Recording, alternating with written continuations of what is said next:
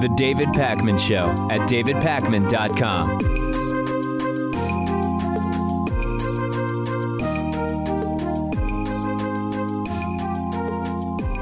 Another black man has died after police shot him in California. Yesterday afternoon, police responded to a 911 call regarding an African-American man in his 30s who reportedly was behaving erratically behind a restaurant at the Broadway Village shopping center.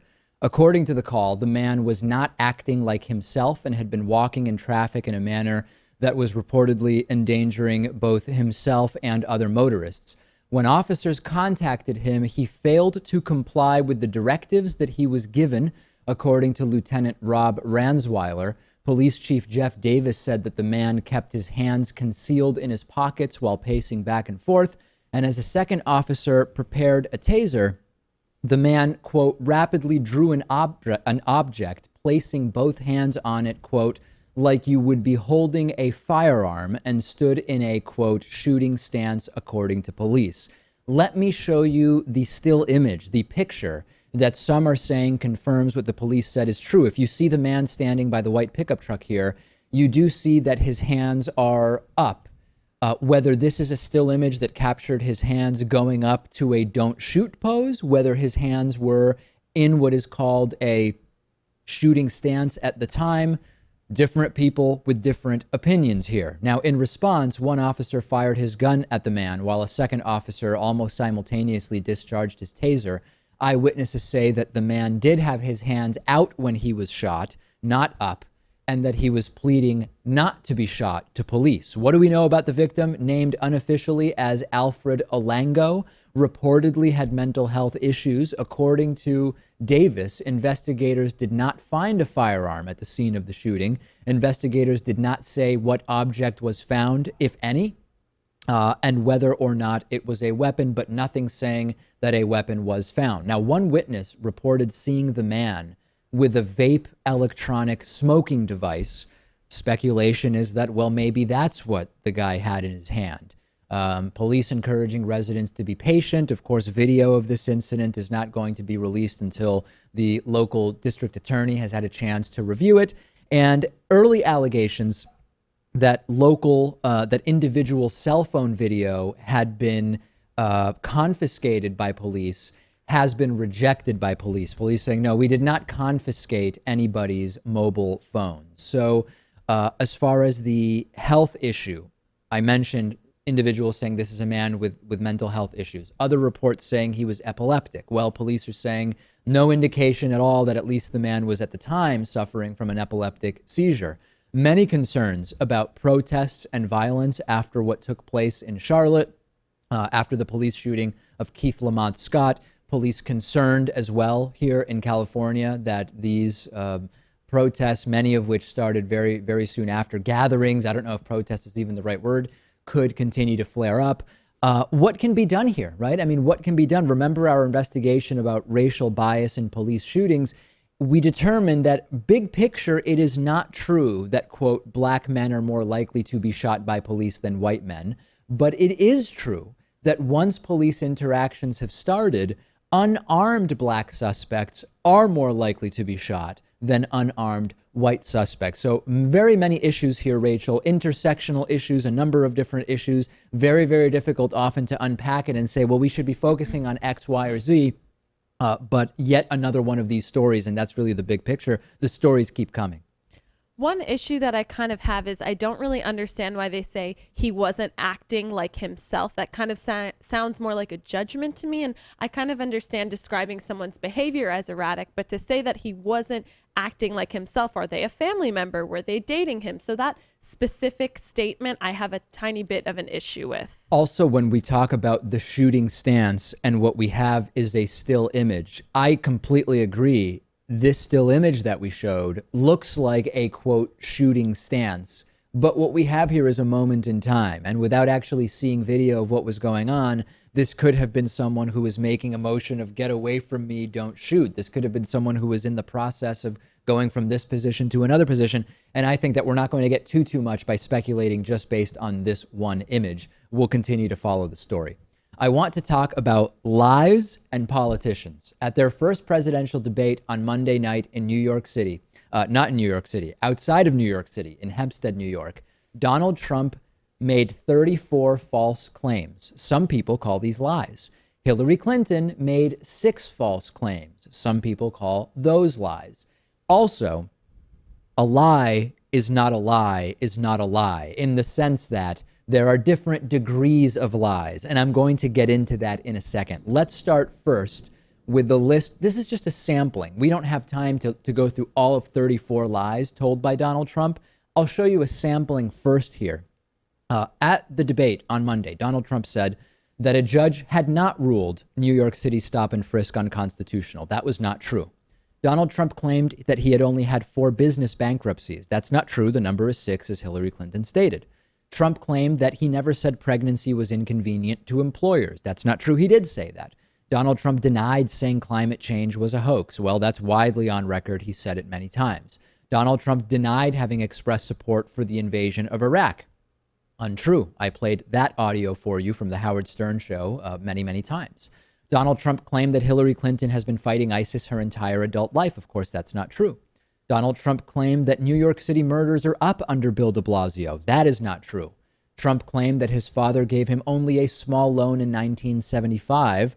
Untrue. $14 million total given to Trump by his father over a slightly longer period of time. Donald Trump said nobody was pressing birther conspiracies before he was. Absolutely untrue.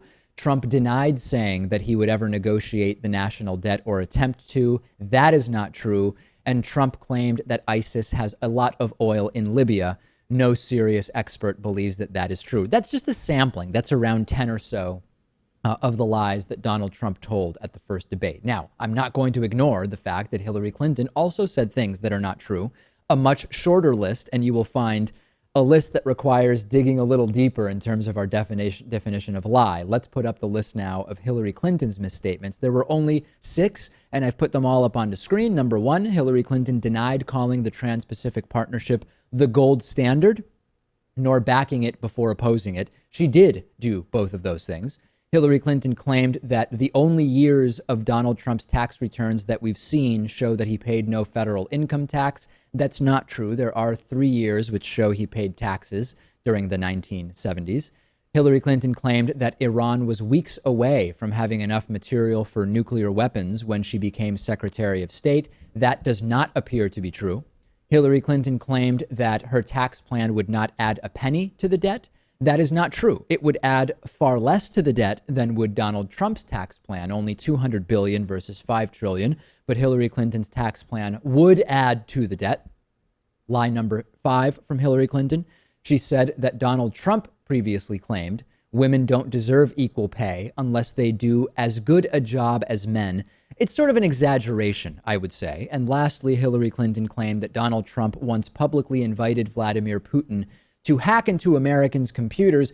This is an interpretation of something that Donald Trump said. So the great news for people who took the under on Donald Trump's lies, the over-under was at 38. And since he only lied 34 times, that actually made you some money if you were on the under there. Here's the thing for me. What's fascinating is what Donald Trump is choosing to lie about. It's stupid stuff that is easily verified, which demonstrates to me that there is at least somewhat of a compulsive nature to these lies that we are hearing from Donald Trump.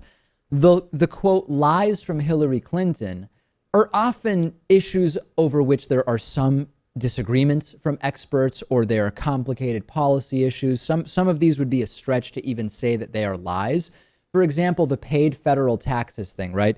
We're talking about the 1970s. So yeah, we can say there are some years during the 70s during which we know Trump paid federal taxes, but it may have been decades since Trump paid federal taxes. So not all lies created equal. That was my big takeaway from this. I understand your takeaway as well, but I guess the issue that I also have is that this won't affect his supporters, because even when he lies, they kind of think that he's telling some larger truth. And it was kind of disappointing. Well, not disappointing. Yeah, disappointing when I heard that Rudy Giuliani was saying, oh, but actually stop and frisk, what he said is right. Lester Holt is wrong. It's completely constitutional. So that just doesn't make sense to me, because there's facts to prove that he was wrong, but it won't affect his supporters. No, and maybe that's why, Pat, I know you wanted to jump in on this. Maybe Trump is more okay with saying things that are demonstrably false because he knows it's not going to affect his supporters. After all, he said he could shoot people on Fifth Avenue. No one would care. So it's amazing to me that despite the fact we know that he lies more and he outlied Hillary 34-6 in the first debate, Trump consistently polls better on the issues of honesty and trustworthiness than Hillary does. Yeah, it is fascinating. And yeah, Rachel, I want to, you seem very eager to get in on this. Well, I think there's a reason for that. I think people are able to capitalize on this large catastrophic issue with her emails that happen. So they can always default to that and use it as kind of to construct a larger narrative, so to speak. But with Trump, it's lie after lie after lie, which may, even though they are big lies, they may seem smaller in comparison. So I feel like that could be a good reason for why this is happening. I think there's also another element to this, which is sometimes simplicity, no matter what form it exists in, is more appealing to voters. And even the issues on which Hillary Clinton can appear less trustworthy are far more complex issues. And maybe in a way, she is being punished for that. And it is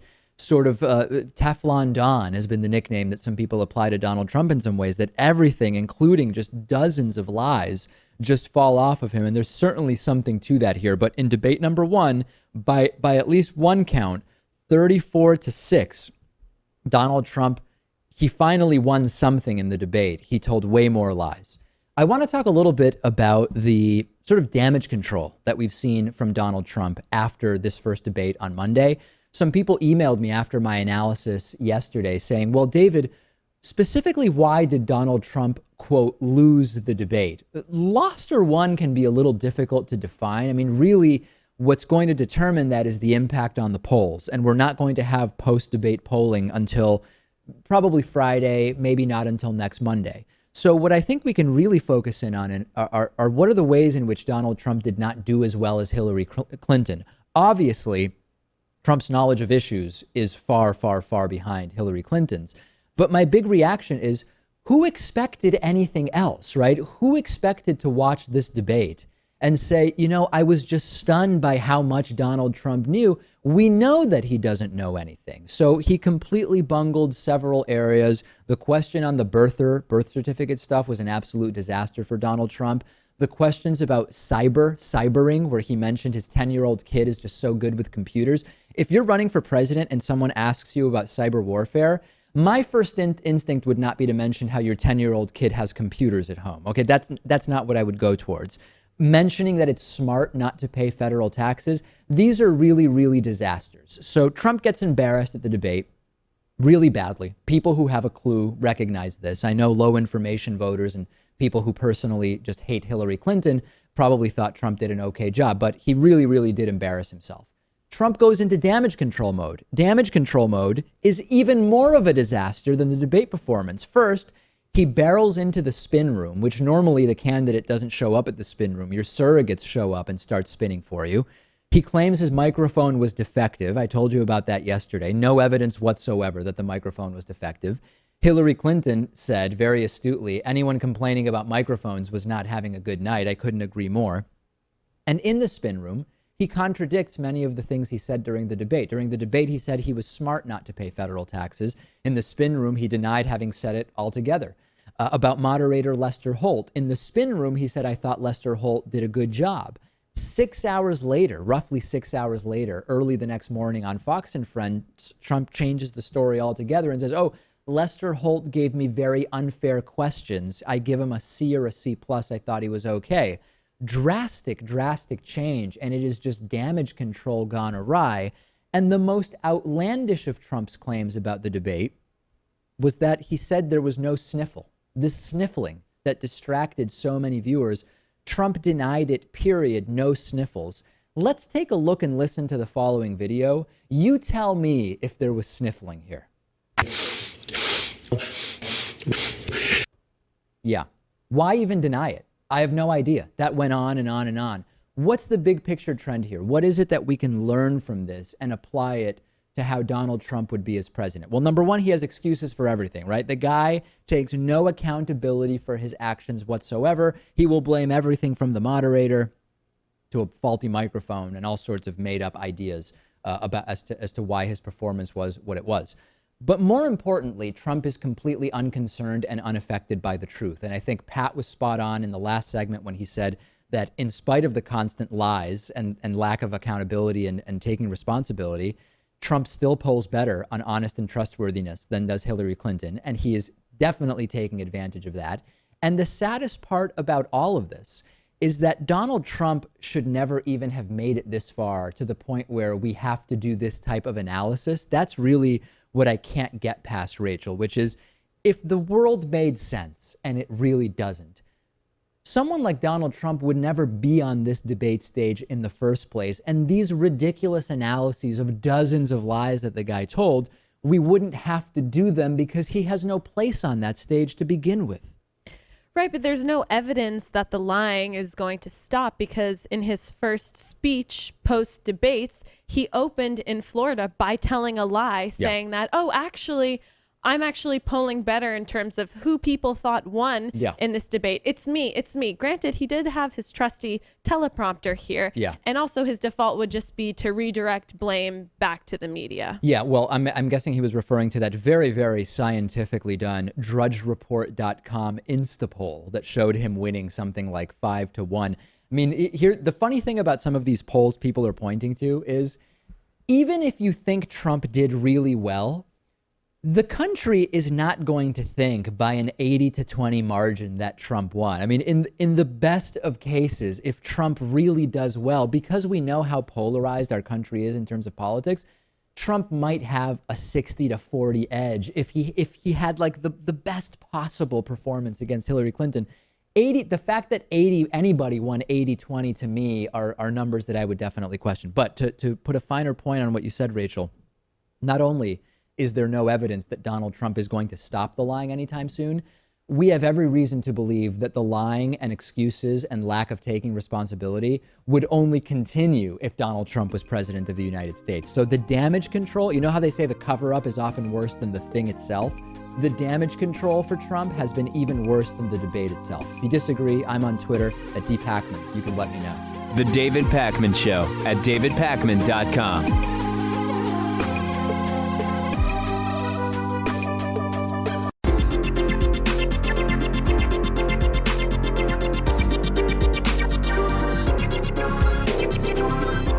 The David Pakman Show at davidpakman.com. Today's new member of the day is Lucia Delia. Lucia, thank you so much for being a David Pakman Show member. I've got a couple things to give away to some members if you want them, okay? Number one, I'll just go through a few things I have here. I have a Hatriot Mail t-shirt here, Because America, Because Freedom.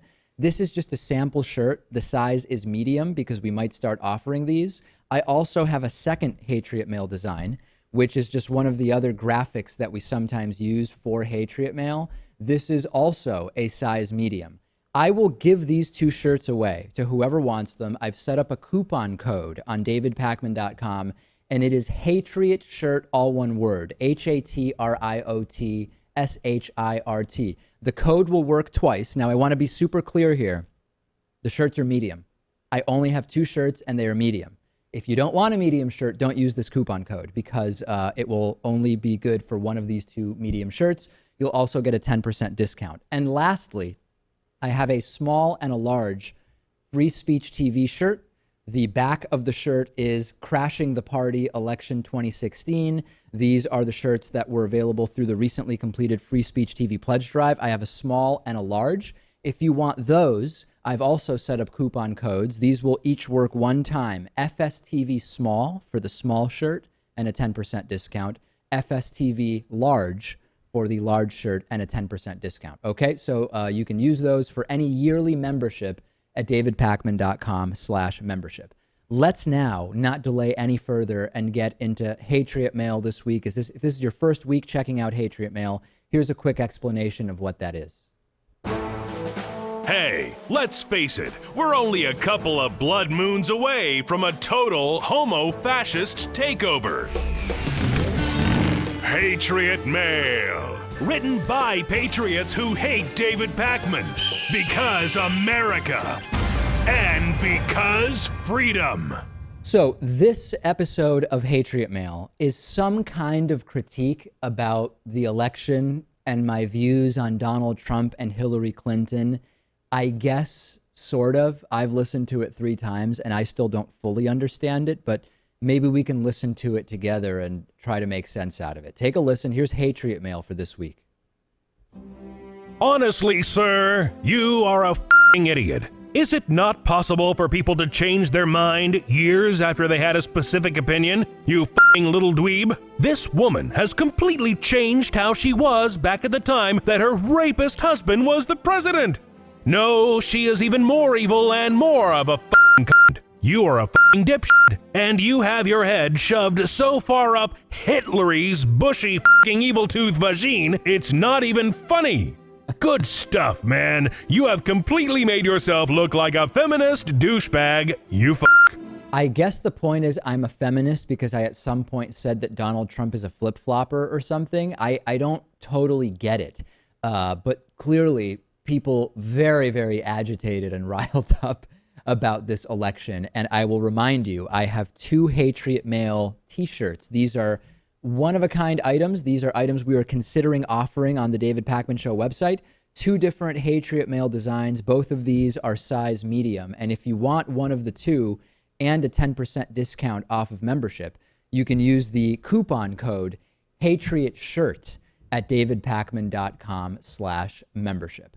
Okay, let's refresh our discussion a little bit about climate change being a hoax created by the Chinese, a comment that Donald Trump really made front and center at the first presidential debate on Monday. The backstory is multiple times Donald Trump has tweeted this idea that climate change is a hoax developed by and for the benefit of the Chinese. Hillary Clinton called him out on that during Monday's debate. Donald Trump lied, saying, no, I never said that. Of course, the fact checkers very, very easily found the tweets where Donald Trump did indeed say that.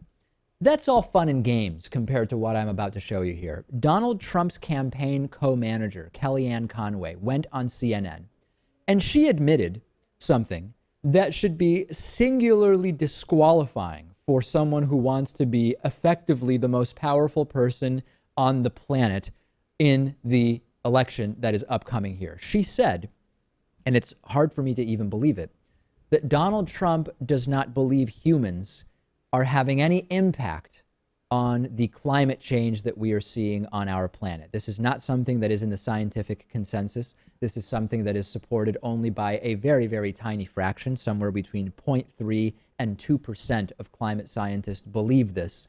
I'm going to play the video for you, and you can see that Kellyann Conway, she sort of seems to take an attitude where she realizes that this is not a good line of questioning. She's not handling this particularly well.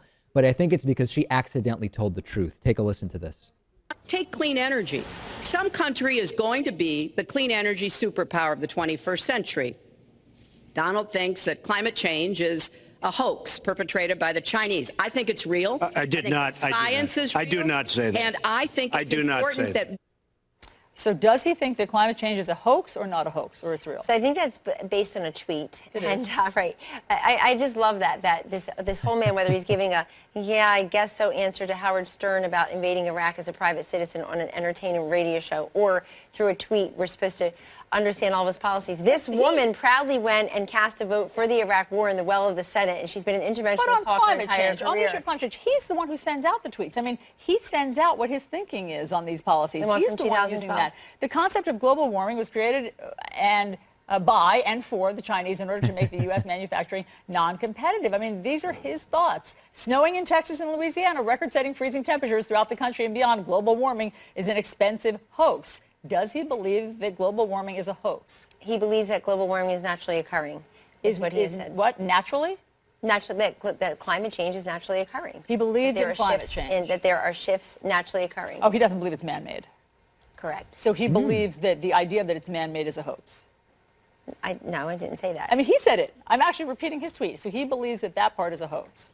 He believes that climate change is naturally occurring. Yeah, but David, both parties are exactly the same. Hillary and Trump are exactly the same. Right. Yesterday, Myron Ebel, climate science denier, it was revealed he would be heading Trump's EPA transition team. And now we learn, and I have no reason not to believe it, it correlates with everything else that Donald Trump has said on the issue, that we have no reason to think anything that we're observing on Earth now is at all impacted by human activities. This entire climate change is not man-made thing is not one of these small mistakes wrong type of things. It's, I believe the Earth is flat wrong. That's how I see it, Rachel. He has said that on day one of his presidency, he would withdraw the U.S. from the Paris Climate Accords. Could he do it unilaterally?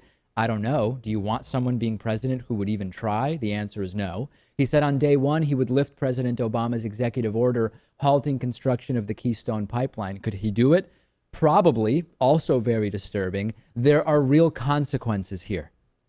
Yeah, but he's at odds with his own running mate because Mike Pence went on CNN and said that humans absolutely have had an impact on the climate. Yeah. So it's kind of interesting that your own running mate is disagreeing with you. Yeah, but and it on wouldn't be the numerous first issues. time. On numerous issues. Yeah. I remember when he was asked about, there was this really awkward moment on 60 Minutes, and I apologize. I don't think I'm going to remember what it was. I think it was the Iraq War. When Donald Trump was asked, I believe, by Leslie Stahl, you slam Hillary for her vote regarding the funding of the Iraq War. The guy sitting next to you, your running mate, had the same vote. What do you say about that? He says, well, everybody's allowed to make mistakes. Apparently not Hillary Clinton. So yeah, Pence and Trump at odds on a growing number of issues.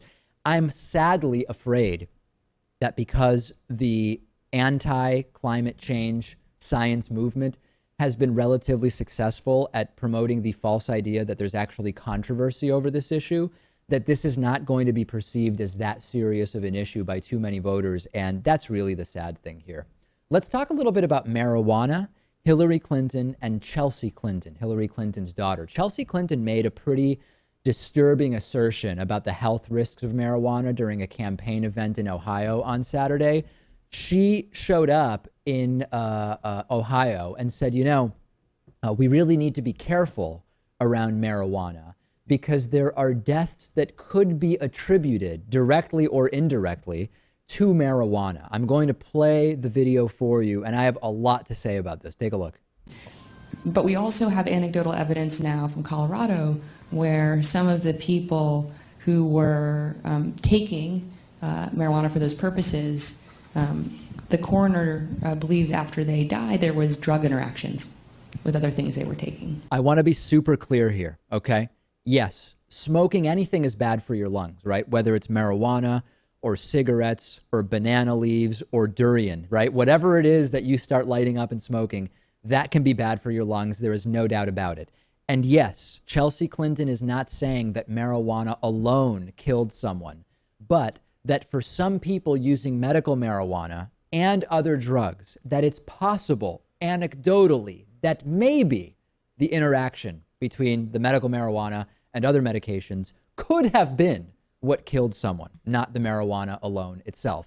There are basically two major problems with this claim, and this has been covered pretty extensively by a number of websites, including marijuana.com. Number one, as far as a marijuana overdose that is fatal, there has never been a single documented case of that. That's number one, okay? That includes deaths from interactions between marijuana consumption and other drugs. But number two, the second problem is she admits that this is anecdotal, and that's really one of the problems that we're having. Hillary Clinton's position on this issue is, well, she's open to changing the laws around marijuana, but she wants more research. But the current laws we have make it difficult to do that research, and thus we end up with people like Chelsea Clinton saying, anecdotally, here's something that may have possibly been considered to have possibly happened. And then it just gets perpetrated and it gets wound up and spit back out time and time again. And part of the problem is that there's this vicious circle where Hillary Clinton is open to changing the law if we have better research about what would happen, but the law as it is will prevent us from having more research. And of course, this ignores the fact that there actually is already, in spite of the fact that it is difficult to do research on the medical benefits of cannabis, of marijuana, we actually do have many studies that tell us there are significant benefits. So, you know, the line that many people are coming up with in response to this is, well, Hillary Clinton has big pharma donors, and there's a very significant interest in keeping marijuana illegal at the federal level, and that's what this is all about. I don't know, Rachel, if that truly is what this is about, but what I do know is that when you start opening up the door to what Chelsea Clinton is admitting is completely anecdotal instances, you're not really doing anything positive for anybody. You're just spreading anecdotal misinformation. Right, that's kind of puzzling. But also, I think with Hillary, she needs to support marijuana in order to gain the vote of millennials. So this whole thing seems kind of puzzling to me because that's an area that she's struggled with. So I'm not really sure then where any of this is coming from. Particularly if you believe that the Gary Johnson support, the libertarian support, which tends to be very, very liberal, open on issues of drug legalization, if you are targeting that group, millennial, libertarian-minded, socially liberal individuals in swing states, which Hillary Clinton should be targeting, she should be valuing that group of the electorate, then this is probably not a good path to go down. But needless to say, Chelsea Clinton showing up, and I don't believe doing Hillary Clinton any favors with the science-based community. There are probably some groups that hear this and they say, that's right, we got to be tough on this. But with the science-based community, I don't see what you are gaining. We will take a break. Next, we will talk to attorney Mike Papantonio about his great new book. The David Pakman Show at davidpakman.com.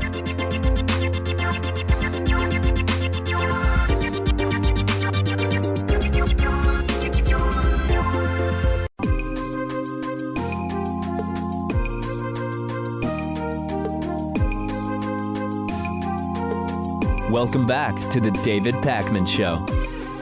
It's great to have back on the program attorney and co-host of Ring of Fire, Mike Papantonio. We are here today to talk about his new book, Law and Disorder. Pap, I'm about halfway through the book. I love thrillers of all kinds, and this is a thriller that it doesn't exist in a completely fictional world, sadly, because much of what's in the book relates to the real state of corporate power and so many of the other issues that you work on in your legal practice. Talk to us first about the process here. Is the idea that it is loosely based around your work? Is it, talk to us about that. Yeah, the cases involved in that book are actual cases that have taken place, but they're fictionalized only to the extent of, as you point out, it's a thriller. It's the idea is to be able to entertain and at the same time tell stories that there's no way on earth corporate media would ever tell because their advertisers won't let them tell the story. So what I've done is I've taken cases that I've actually handled. These are, you know, we have a specialty with what I do. It's handling complex cases. There's only a handful of us in the country that do it. There are complex environmental cases, complex pharmaceutical cases, whistleblower cases, those type, Wall Street cases. We don't handle, you know, auto cases. So the stuff that we've handled for 35 years is all complex, and they all lend themselves to great stories. So what I've done is taken that, David, and I've put it into a fiction that, fortunately, apparently people like it. It's selling very well, and the reviews on it have been extraordinary. So. Yeah, to call it a page turner is definitely an understatement. I mean, I am riveted by it, and I already know some of the stories that are being alluded to or directly discussed.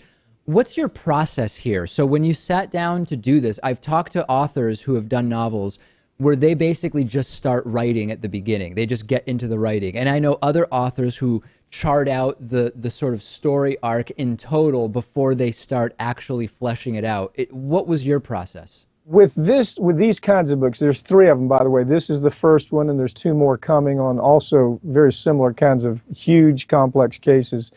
But the story's written because the case has already taken place, and I simply take that and I build the framework around that. I begin it and I land the story before I go too far down the road, because the story that is actually put together. The difficulty of course, in any fiction, I find, is the narratives have got to be convincing narratives. How do people really talk? What would they really say in a conversation? And so I think the narrative plug-in is probably, to me, I think it's probably the most challenging, unless you do it a lot. I'm a news editing major from University of Florida. I was intended to be a journalist and actually work in the area of journalism. But there's always a discussion. If you can't, the idea is, show me, don't tell me. I know you've heard that before probably, but show me, don't tell me is something that you hear good trial lawyers are always going to be talking about. Don't tell the jury what you want them to understand. Show them the picture, show them the document, show them where this all leads. And I think in writing a book like this, it's important to show them by way of dialogue and by way of narratives, rather than just telling the story about a corporate, corrupt corporation that killed people. And so you can do that a lot of different ways. I can only imagine that one of the difficulties, and I'm saying difficulty sort of tongue in cheek, is when you talk about a screenplay or a novel, there's this tendency to not want to create overly crazy or unbelievable scenarios, because sometimes we hear this phrase, this would not even be believable as a movie. But in some of these cases that you've actually worked on, when it comes to corporate corruption and the crazy things that go on behind the scenes, it is almost unbelievable, but unfortunately it's all too real. Yeah, and that's part of the problem. That's why the books like this are important, David. Grisham, I thought, did a really good job, especially when we first started writing, telling stories that there's no way that corporate media or newspapers are going to tell you. They can't. Their advertisers won't let them. And so sometimes when you run a story, like, for example, in that particular book, I talk about a pharmaceutical that kills young women between 18 and 35. It's a birth control. Well, I remember calling the media about that once we started seeing that trend, and I would call NBC or CBS or one of the folks. We had our PR people doing that, and it was they didn't believe the story. And it wasn't clear to me whether they didn't run the story that would have saved hundreds of lives had they gone ahead and done what we asked them to do, and that is to publicize the story. It would have saved hundreds of lives. It wasn't clear to me whether their advertiser wouldn't let them do that, or whether the story simply sounded so remarkable that they didn't believe it was true. But it was true. And all of these stories that will be told in these 3 books are true. And I want to be very clear. I put barnacles on lawyers where barnacles have to be there. In the next book, for example, I really go after a handful of plaintiffs' lawyers, claimants' lawyers, that I think are doing such a disservice to democracy in the way that they're, it's almost like wholesale practice of law, and it's killing the process. And so I go after them. I go after judges that understand clearly that they're not really judges, they're really politicians with black robes that simply are reflecting their ideology rather than making judicial kinds of decisions. I go after the industry regulators. Look, there's so many stories to tell, and that's why I thought it was necessary to have 3 books to tell all of the stories. And they're all about different cases, but they all tell stories that there is no way on earth the average reader would know about these stories without reading a book like this. Well, people who are more familiar with, number one, some of the people associated with your law firm, number 2, some of these cases, as they read the book, they'll recognize some of the names. I know there's a character named David Pakman, but there's also other characters where the names have been changed a little bit more. And to that end, are there people that you've heard from, or directly or indirectly, who are not pleased with some of what is being described in this book? Because you are telling a lot. I haven't heard from them, but some of them I was pretty unkind to, and I'm sure they're not going to be pleased. But if they're not pleased with this one, get ready for the second one. The truth is, you have to tell these stories.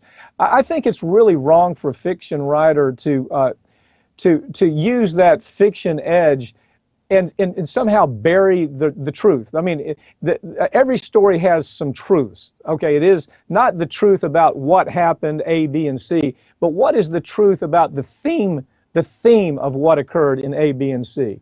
And I think you have to be truthful with yourself when you see somebody in your own business doing something wrong. You got to talk about it. You have to take the risk, and you have to talk about a federal judge who slept through a horrendous case that and then make a ruling without any knowledge of what they just heard, or a regulator with the EPA or FDA that we know is nothing more than a pharmaceutical pimp, a corporate pimp, doing nothing but pimping for industry.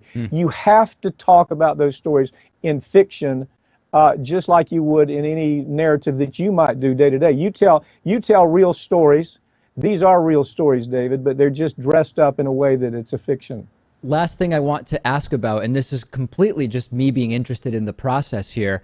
You had a situation where, because you're fictionalizing real cases, like you said, a lot of it is sort of written by the reality of the cases. But what were the biggest changes in the book from maybe the first draft to what ultimately ended up being published? Were they character changes? Were they including or removing certain parts? I mean, what were the biggest changes that you ended up making?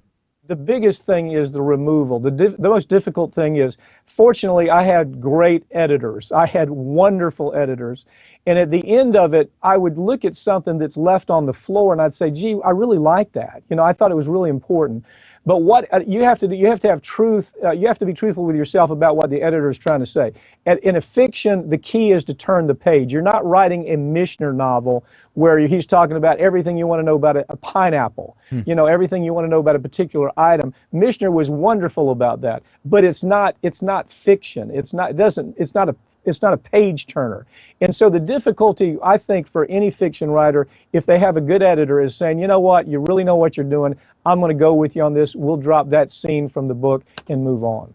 The book is Law and Disorder. We've been speaking with the book's author, attorney, and Ring of Fire co-host Mike Papantonio. You can, of course, get the book through our recommendations page at davidpakman.com, and also using the link in the description to this video if you are watching on YouTube. Pap, I'm enjoying it. Thanks so much for talking to us about it. Thank you, David. The David Pakman Show at davidpakman.com.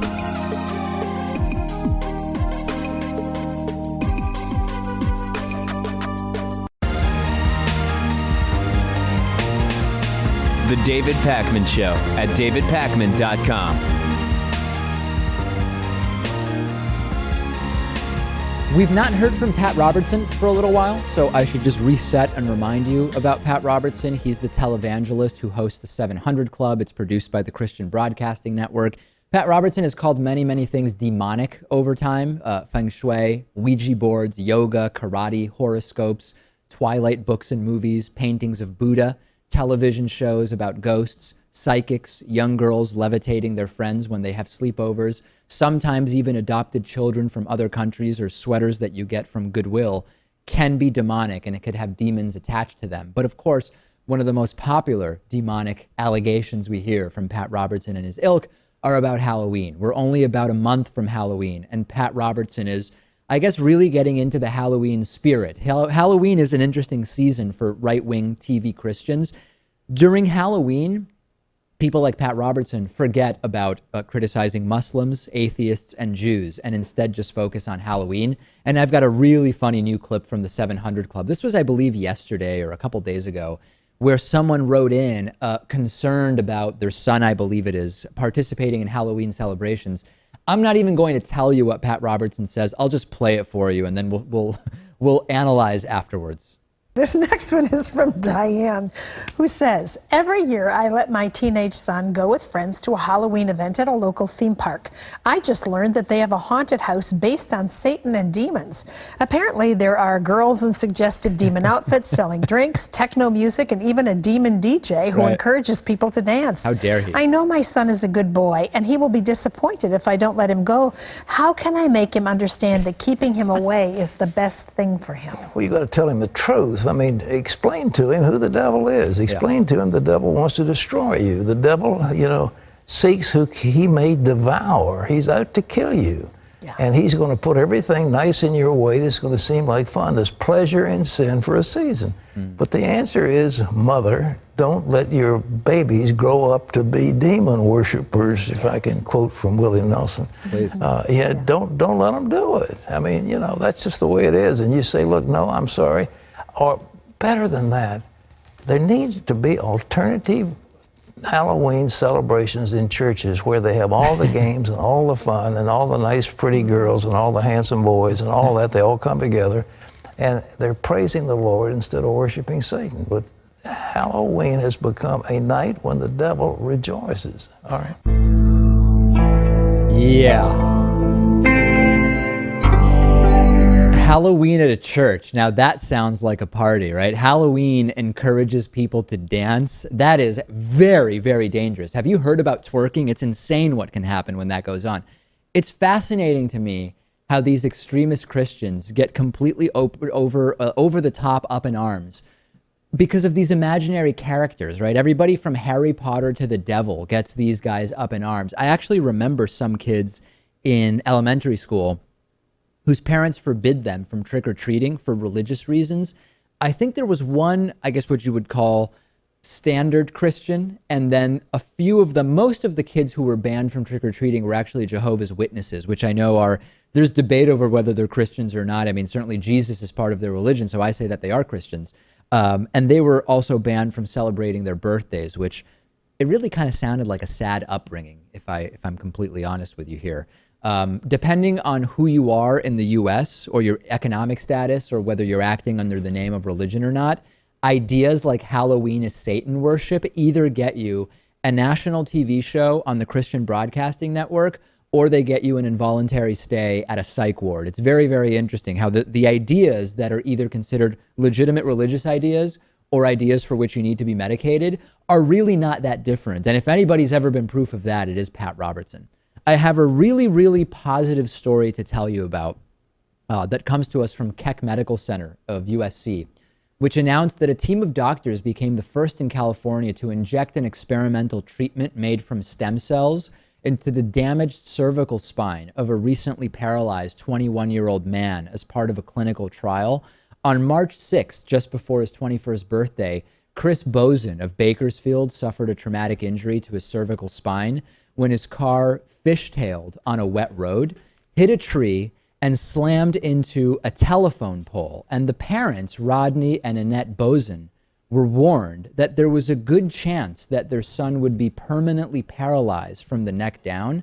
However, they also learned that Chris could possibly qualify for a clinical study, which might help.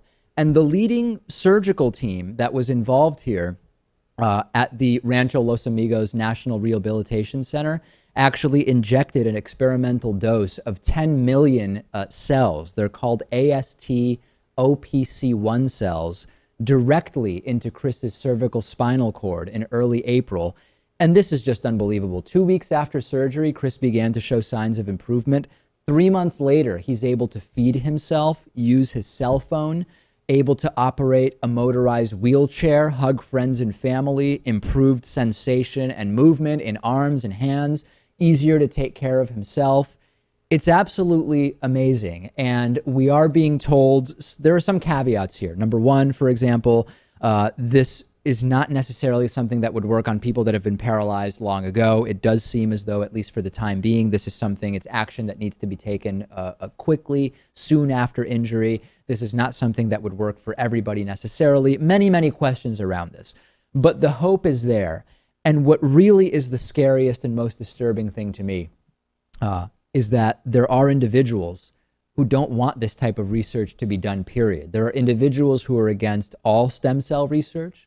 There are individuals who, for religious reasons, sometimes the focus is on embryonic stem cells. And I know many people will say, but David, a lot of these advances are not from embryonic stem cell research. It's just from other stem cell research. That's true, but how can we even measure how much progress was lost under the Bush administration when the, embryonic stem cell research was banned? And it's great that President Obama has lifted that. It's great that we are moving on and resuming that research.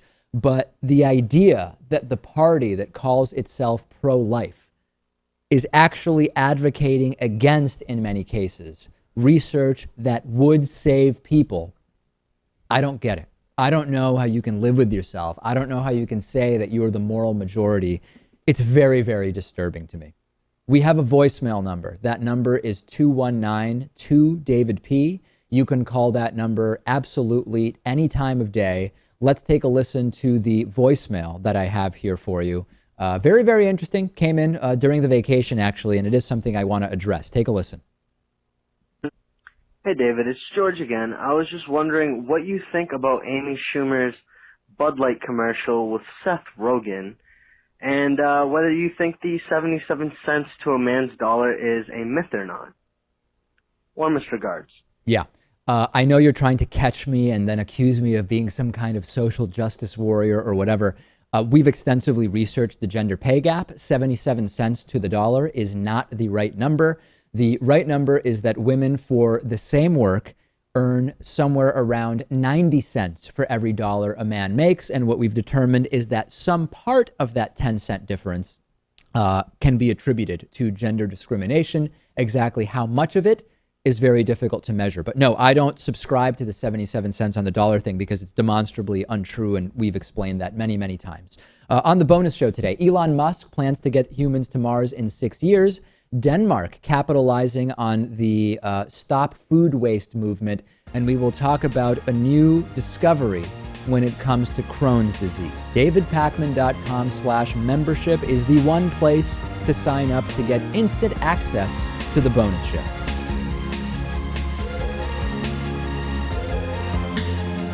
The David Pakman Show at DavidPakman.com.